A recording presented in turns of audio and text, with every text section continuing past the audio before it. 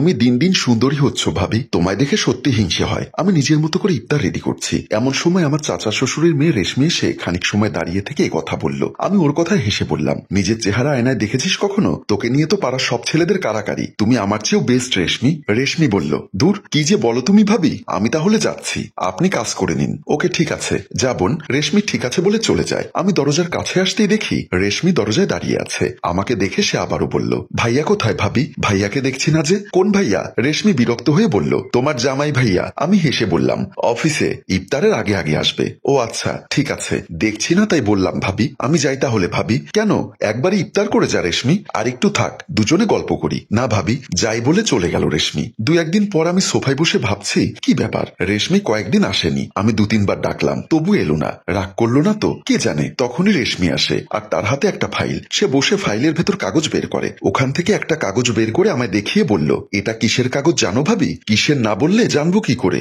এটা বিয়ের। কার বিয়ের? কেন, আমার বিয়ের। আমি অবাক হলাম, ভীষণ রকম অবাক হয়ে বললাম, রোজার দিনে এসব ফাজলামু রাখতো? তোর বিয়ে আর আমরা কেউ জানি না? ঢং। সত্যি ভাবি, আমি বিয়ে করে ফেলেছি, গোপনে করেছি, কেউ কিচ্ছু জানে না। 6 মাস হয়েছে আমার বিয়ের, এমনকি আমার গর্ভে। বলে রেশমি চুপ হয়ে যায়, কোনো কথা বলছে না। এতক্ষণে রেশমির কথাকে কৌতুক মনে হলেও এখন আর এরকম মনে হচ্ছে না। এই কথা উড়িয়ে দেওয়ার মতো কথা না। আমি ওর একটা হাত ধরে বললাম, রেশমি তোর গর্ভে কি? রেশমি কাঁদছে, কথা বলতে পারছে না, তার চোখ দিয়ে অনবরত পানি যাচ্ছে। কাঁদলে ওকে আরো সুন্দর দেখায়। ওর ফর্সাগালের দিকে তাকালে মনে হয় সবুজ কচি লেবু পাতার উপর বিন্দু বিন্দু শিশির জমে আছে, আর সেই শিশিরে সূর্যের আলো জমে তার সোনার মতো ঝকমক করছে। কিন্তু এই মুহূর্তে রেশমির কান্না আমার সহ্য হচ্ছে না। কেন সহ্য হচ্ছে না বুঝতে পারছি না। রেশমি কান্না থামিয়ে চোখ মুছতে মুছতে বলল, আমি কনসেপ্ট করেছি ভাবি, 2 মাস হয়েছে। শুনে শরীর আবার থরথর করে কাঁপতে শুরু করলো। এসব কি বলছে রেশমি? কেউ কিচ্ছু জানে না? সে গোপনে কবে কাকে বিয়ে করলো, আবার বলছে 2 মাস হয়েছে কনসেপ্ট করেছে। আমি বললাম, রেশমি কাকে বিয়ে করেছিস তুই? কিভাবে কি? রেশমি কাগজটা আমার হাতে দিয়ে বলল, তুমি দেখো ভাবি, নিজের চোখে দেখো, আমি কিছু বলতে পারবো না তোমায়। আমি কাগজ হাতে নিয়ে যখন পড়লাম, তখন আমি স্বামী রাজুর নাম পড়লাম এবং পিতার নাম পড়লাম। তখন মনে হলো আমার পায়ের নিচ থেকে মাটি সরে যাচ্ছে, মনে হচ্ছে আমি সাগরের অথই জলে নিমজ্জিত হয়ে যাচ্ছি। আমি পাগলের মতো এলোমেলো হয়ে দাঁড়িয়ে গিয়ে বললাম, রেশমি এসব কি? কি এসব? রেশমি নিচের দিকে তাকিয়ে বলল, ভাবি আমি কি করব এখন? বাবা শুনলে গলা টিপে মেরে ফেলবে আমায়। কাউকে কিছু বলতে পারছি না, আমি কিছুই বুঝতে পারছি না। সে আমার স্বামীকেই বিয়ে করেছে গোপনে, গর্ভে তার বাচ্চাও ধারণ করেছে। এখন এসে আমার কাছেই বলছে আমি যেন এর সমাধান বের করে দেই। এমন দৃশ্য দেখার আগে আমার মরে যাওয়া উচিত ছিল।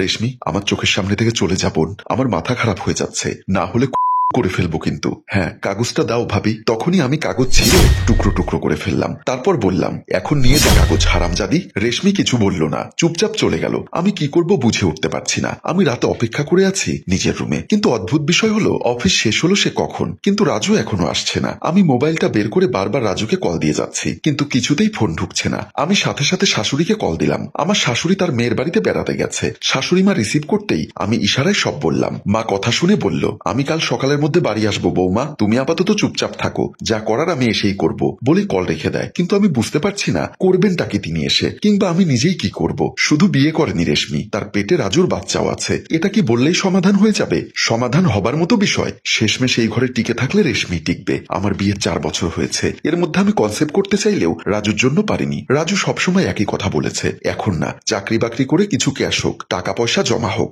এরপর ও সবের চিন্তা করব। আমি তো বোকা, অত কিছু বুঝিনি, তার কথাকেই মেনে নিয়েছি। আচ্ছা এটা কি রাজু পরিকল্পনা করেই করেছে? তাহলে কেন করলো এমনটা সে? রাজু কি তাহলে আগে থেকে চাইতো আমি সরে পড়ি, আমি তার জীবন থেকে দূরে সরে যাই? আমি কিছু বুঝে উঠতে পারছি না। আমার মাথা খারাপ হয়ে যাচ্ছে, ইচ্ছা করছে আসতেই মরে যাই। বাবার কথা খুব মনে পড়ছে। তিনি অসুস্থ মানুষ, আজ এ অসুখ কাল সে অসুখ। তিনি বড় শখ করেই বিয়ে দিলেন, বললেন ছেলের আচার আচরণ অতি মিষ্টি। ছেলের মাও মাটির মানুষ, কিন্তু বাবা যখন শুনবেন তার পছন্দের ছেলেই এমন একটা ভয়ঙ্কর কাজ করেছে গোপনে, তখন তিনি এটা কিভাবে মেনে নিবেন? আর আমারই বা কি হবে? বিয়ে কি একটা পুতুল খেলা? সেদিন রাতেই আমার চাচা শ্বশুর রেশমিকে নিয়ে আমাদের ঘরে আসে, দরজার সামনে থেকে ডাক দেয়। আমি বের হয়ে আসি। চাচা শ্বশুর সবটা জেনে গেছে হয়তো। কি হলো চাচা, এত রাতে কি জন্য ডাকছেন? এই মেয়ে আমি আর ঘরে নিব না। এই মেয়েকে আমি ত্যায্য করলাম। সে যাকে গোপনে বিয়ে করেছে, যার বাচ্চা পেটে ধারণ করেছে, সে তার ঘরেই থাকবে, তার খাবে, তার পড়বে। আমার কিছু বলার নেই এখানে। তার মানে তিনি সবটা জানার পরও নিজের মেয়েকে কোন রকম শাসন বারণ না করে এখানে চলে আসলেন সরাসরি। কই রাজু কই? আমার বেশ রাগ হচ্ছে, তাই রাগের মাথায় বললাম, আপনি মগের মুল্লুক পেয়েছেন নাকি? আপনার নষ্ট মেয়েকেই ঘর থেকে নিয়ে যান বলছি। খবরদার চাচা, নয়তো ভেজাল হয়ে যাবে, এই বলে দিলাম। রেশমির বাবা এবার রেগে আগুন হয়ে উঠে বলল, আমায় রাগ দেখাচ্ছ কেন? নিজের স্বামীকে তো ধরে রাখতে পারোনি। তাছাড়া পুরুষ মানুষ একাধিক বিয়ে করেই, তোমার স্বামীও করেছে। কিছু বলার থাকলে রাগ দেখাতে হলে নিজের স্বামীকে দেখাও গিয়ে। আর রেশমিকে এই ঘর থেকে তুমি তাড়াবার কে? তুমি যেমন এই ঘরের বউ, রেশমিও এই ঘরের বউ। সে ভেসে আসেনি, বিয়ের সব কাগজপত্র আছে। এছাড়া তোমার চেয়ে তো রেশমির অধিকার বেশি, কারণ রেশমির পেটে রাজুর বাচ্চা। তোমার কি আছে শুনি? আমি ওনার মুখের দিকে তাকিয়ে অবাক হলাম। মানুষের ন্যূনতম লজ্জাবোধ থাকা দরকার, ওনার তা নেই। নিজের মেয়ে এত বড় নোংরা একটা কাজ করেছে, আর তিনি এসে গলা বড় করে কথা বলছেন। ছি! রেশমির বাবা মেয়েকে রেখে চলে গেলেন। রেশমি গিয়ে সোফায় বসে পড়ে, আমিও সোফায় বসি। রেশমি যে এই ঘরে থাকবে তা আমার কিছুতেই সহ্য হচ্ছে না। আমি না, বাঙালি কোনো মেয়েরই হয়তো এটা সহ্য হবে না। মেয়েরা তাদের ঘরে সতীন থাকবে এই কথা ভাবতেই পারে না। এর চেয়ে তো মরণ শান্তির। আমি বললাম, রেশমি ঝামেলা করিস না বোন, ভালোই ভালো এখান থেকে চলে যা বলছি। দূর হয়ে যা প্লিজ, নয়তো গলা ধাক্কা দিয়ে এখান থেকে বের করে দিব। রেশমি এতক্ষণ কথা না বললেও এবার কথা বলল। সবচেয়ে অবাক করার বিষয় হলো এবার সে আমার নাম ধরে ডেকে বলল, প্রিয়া তোমার কি মনে হয় তুমি বেশি বাড়াবাড়ি করছো না? আমি বাড়াবাড়ি করছি? আমার ঘরে এসে বলছিস আমি বাড়াবাড়ি করছি? রেশমি বসা থেকে উঠে দাঁড়িয়ে আমাকে ধমকে বলল, চুপ করো বলছি। অনেক বকবক করেছো এতক্ষণ, অনেক হয়েছে। অনেক অনেক সহ্য করেছি তোমার গাজলা কথা। এখন থেকে আর সহ্য করব না। এখন থেকে কোনো কথা বললে ভেবে চিনতে বলবে, মুখ সামলে তারপর কথা বলবে। এ ঘর থেকে তুমি আমায় বের করে দেবার কে শুনি? গলা বেশি বড় করলে তোমায় আমি এ ঘর থেকে বের করে দিব, তখন দেখি কি আমায় কি বলে। এ কথা শোনার পর ওর গায়ে হাত তুলতে চেয়েছিলাম আমি, ইচ্ছা করছিল এক চড়ে ওর সবগুলো দাঁত ফেলে দিতে। তখনই রাজুর ফোন আসে। আমি রিসিভ করতেই সে বলল, রেশমির সঙ্গে খারাপ ব্যবহার করো না, যা হবার হয়ে গেছে। এটা নিয়ে ঝগড়া ঝামেলা করে কোনো লাভ হবে না। তুমি বরং তাকে শান্তভাবে মেনে নাও। আমি মায়ের সঙ্গে কথা বলে তোমার নামে বাজারের জায়গাটা দলিল করে দিব, কথা দিলাম। আমি চমকে উঠলাম। এই হলো আমার স্বামী রাজুর কথা। সে আমায় বাজারের জমির লোভ দেখায়। স্বামী ভাগ হয়ে গেলে আমি বাজারের জমি দিয়ে কি করব?